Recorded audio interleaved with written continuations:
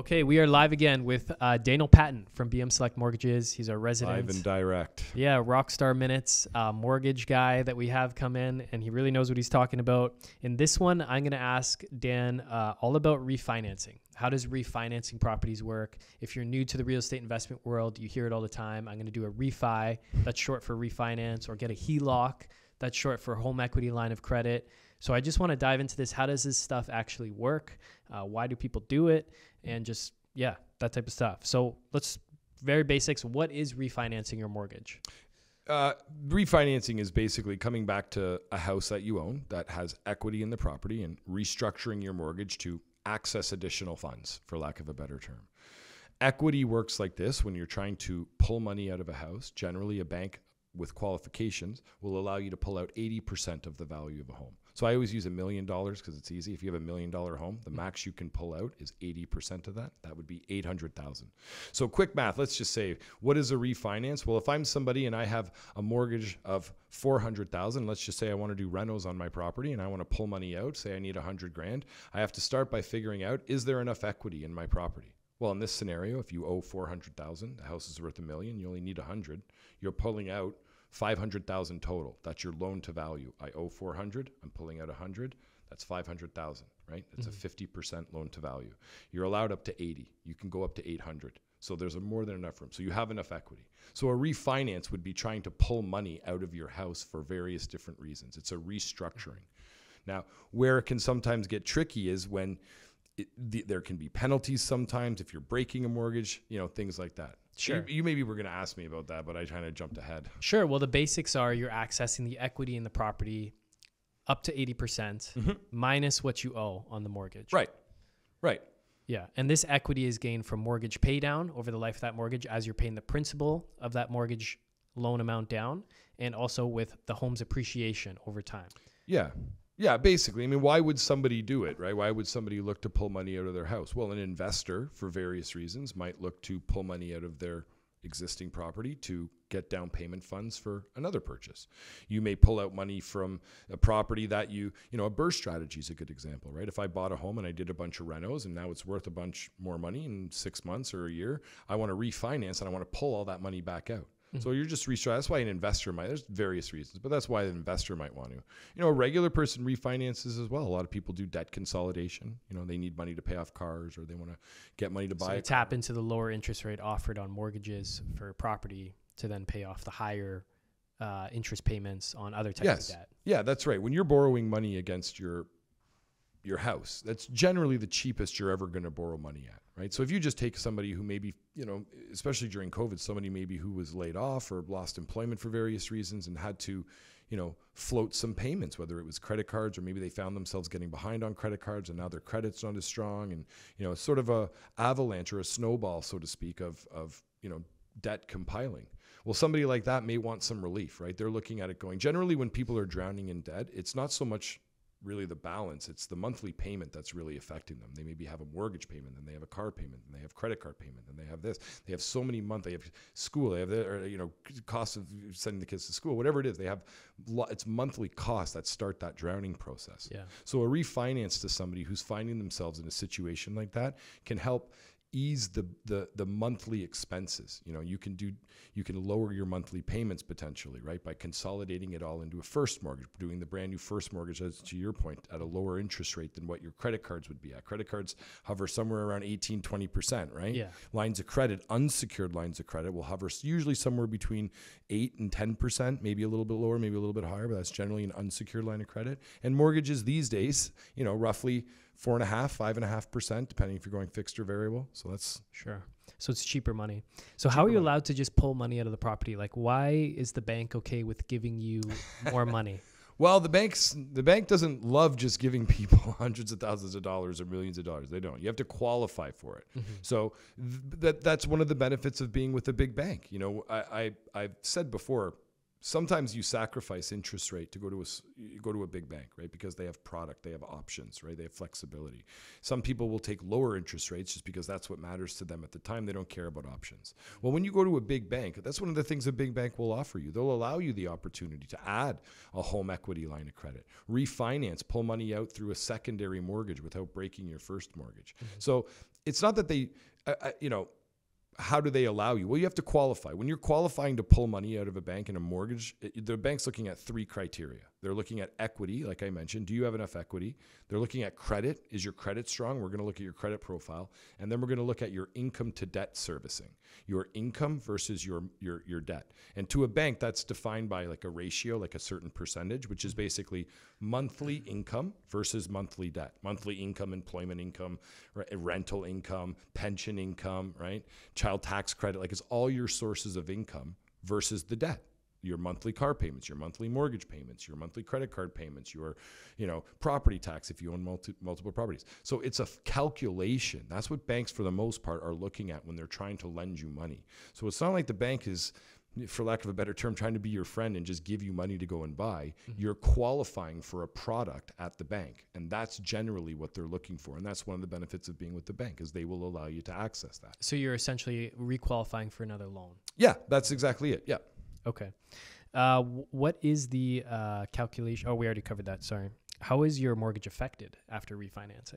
Well, it can be affected in different ways. You could be changing your interest rate, right? You could be going from a $300,000 mortgage at, 3% to a $300,000 mortgage now, and you've paid off your debt, and now you've got a new car, and maybe your payment is lower because you've pushed back the amortization. So it really depends how the mortgage is affected, but it's going to be, essentially, it's a brand new mortgage. If you're refinancing, well, I shouldn't say a brand new mortgage, because there's instances where you can leave the mortgage the same and add different mortgage components. But how does everyone is different? That's a tough one to answer. I'd say everyone's different. Okay. I took the easy way out on that one. Sure, yeah. So what's the difference between a HELOC or home equity line of credit and a refinance? Well, it is a refinance because you're adding a new charge to the property, right? So a refinance is when you're restructuring the mortgage, the loan on the property. So when you're adding a home equity line of credit, you're restructuring essentially the loan. You've got one, now you're adding another one. You're changing the registration of the property.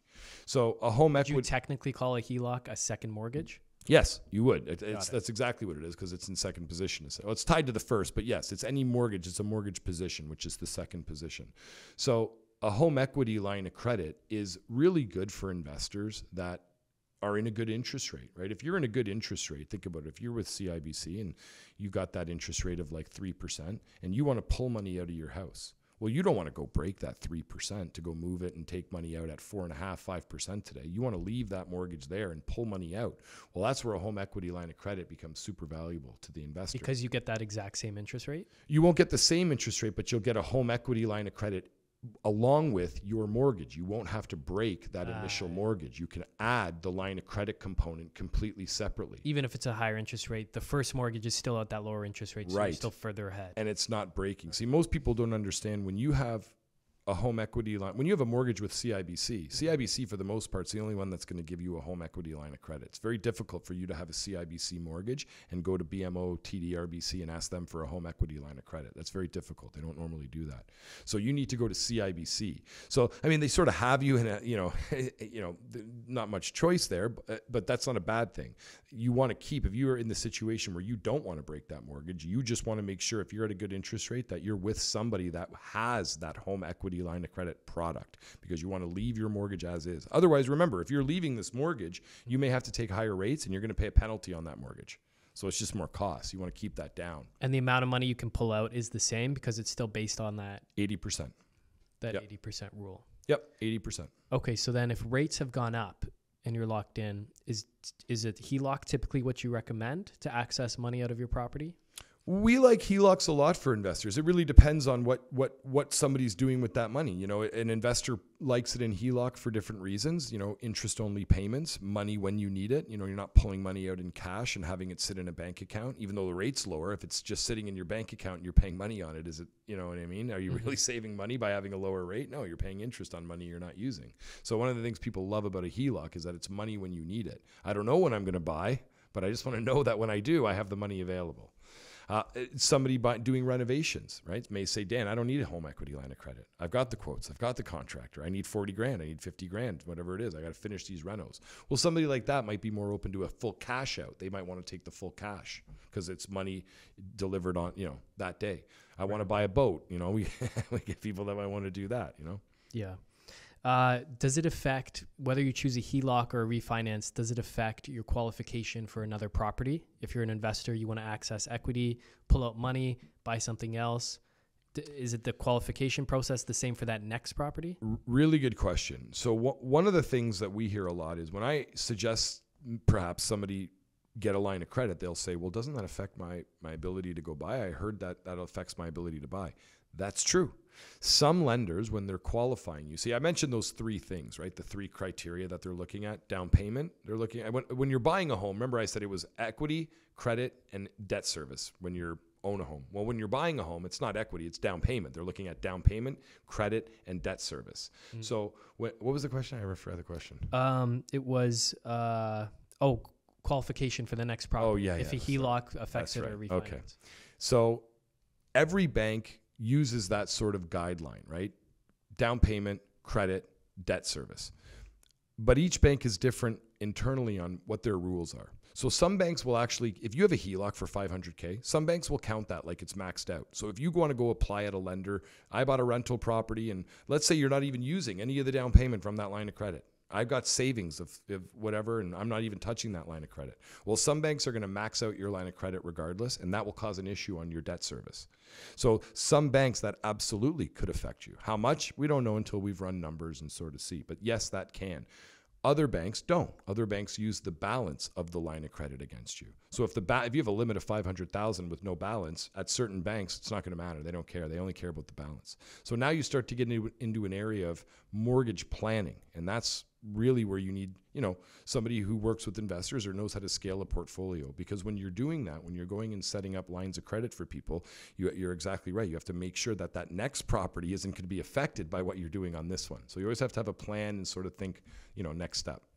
And you guys as mortgage planners, would you have a good idea of, okay, these are the banks we're most likely going to take this next mortgage to, and here's their guidelines. So based on this, you might not want to take a HELOC because they're going to count it against you, or in the case of these other banks, you're good.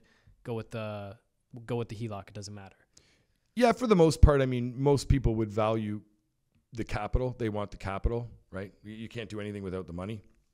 So you go get the HELOC, and then you usually, if it's affecting you at the banks that care about the limit, then you're usually just limited to the banks that don't. And that's okay. There's nothing wrong with that. I mean, the bank, somebody might argue rate, well, I don't like the interest rate. Well, your deal only works at this bank, right? So the big banks are going to be roughly around the same interest rate. But all you're really doing in those scenarios is maybe you can't go to all 6 of the banks or 5 of the big banks. You can go to 3 of them or 2 of them. That's all. Your options are just limited. But sure. But the way you guys structure things too, like you go to certain banks in a certain order to maximize the amount of mortgages you can get in your lifetime as an investor, right? So you're kind of wary of that when you're putting these plans together for people. Yeah, always. You have to when you're mortgage planning. You're right. I mean, look, every bank is different on how they qualify you. Every bank is different on how many properties they allow you to have. Every bank is a little different on whether they do student rentals, court purchases, right? Like every bank is a little different. So yeah, there's an ideal pathway if everything went perfect with no issues, but it never does. Everything's,